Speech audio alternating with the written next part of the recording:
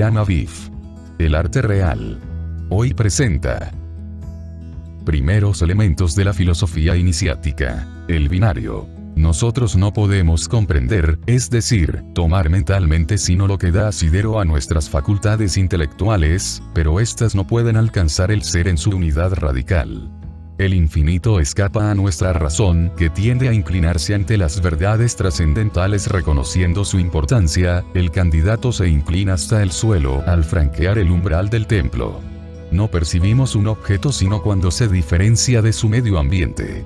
La diferenciación es, pues, indispensable al conocimiento y esto es lo que hace de él 2 el número de la ciencia. En el simbolismo antiguo está representada por una mujer sentada entre 2 columnas, imagen del binario en sus diferentes aspectos. Esta mujer es negra, para indicar el carácter misterioso y secreto de la ciencia antigua. Sus manos hacen el signo de esoterismo, lo que es interior, inaccesible a los sentidos y de orden puramente inteligible. La mano derecha está dirigida hacia el cielo, la izquierda hacia la tierra. Eso significa, lo que está arriba es como lo que está abajo. Es el principio de la analogía universal, base de la interpretación de todos los simbolismos. De las 2 columnas, una es roja, B, y la otra es blanca, J. Las columnas simbólicas recuerdan los obeliscos, cubiertos de jeroglíficos que se elevaban delante de los templos egipcios. Se les vuelve a encontrar en las 2 torres del portal de las catedrales góticas. Son las columnas de Hércules que marcan los límites que limitan el espíritu humano. Este dominio de lo que nos es conocido tiene por imagen el velo de Isis, tendido de una columna a otra. Este velo nos impide ver la verdadera realidad, que se encierra en los misterios de la unidad. Nosotros atribuiremos una objetividad engañadora a las cualidades contrarias que atribuimos a las cosas.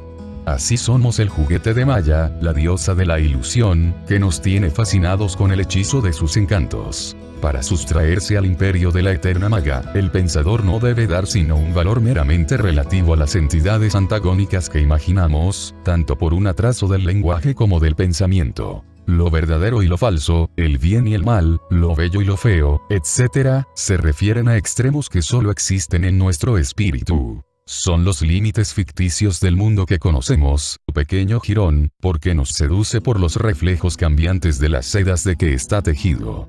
Este velo, suspendido entre las columnas del templo, oculta la entrada y debe ser levantado por el pensador que quiere entrar. El candidato a la iniciación lo deja tras de sí cuando ha pasado las pruebas y le ha sido acordada la luz. El iniciado está entonces entre las 2 columnas de pie sobre el mosaico que es uno. Reunión de piedras blancas y negras.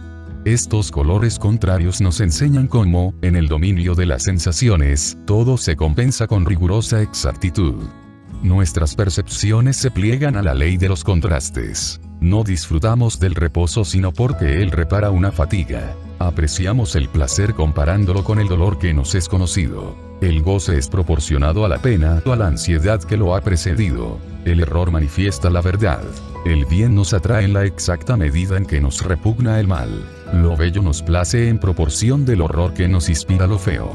La luz no se concibe sino en oposición a las tinieblas, y la dicha no se gusta sino cuando nos salva del infortunio. Isis, diosa del misterio.